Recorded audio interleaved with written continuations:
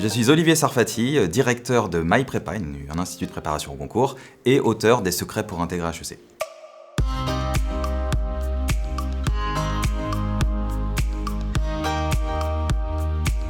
Je dirais que c'est d'abord des rendez-vous à la fois personnels et académiques. Rendez-vous personnels, il faut quand même garder ses centres d'intérêt, donc par exemple la pratique d'un instrument de musique ou la pratique d'un sport, de manière plus contenue évidemment. Et puis au niveau académique, il faut faire un planning qui va nous permettre de baliser les différents rendez-vous de la semaine pour inclure les révisions qui vont nous permettre d'avoir cette vision à long terme.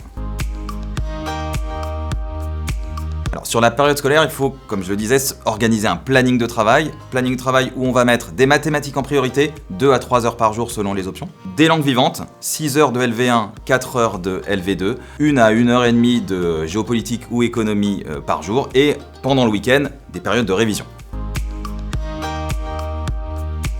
Pendant les vacances scolaires, déjà, on organise le temps de repos. La période scolaire a été intense, fatigante, donc sur les 2 semaines de vacances par exemple, on prend 2 à 3 jours de repos intégral. Ensuite, on travaille, je dirais, entre 8 et 12 heures selon les tempéraments, 8 et 12 heures par jour, avec prééminence évidemment des mathématiques, 5 à 6 heures de mathématiques, un petit peu de langue vivante, les 2 langues, donc par exemple 2 heures de LV1 et 1 heure de LV2, et puis de la géopolitique ou de l'économie, 1 à 2 heures par jour. Et enfin, ne pas négliger la culture générale. En première année, il ne faut pas en faire trop, mais par contre en deuxième année, lorsque le thème est tombé, là il faut en faire, je dirais, à peu près entre 1 heure et demie et 2 heures par jour.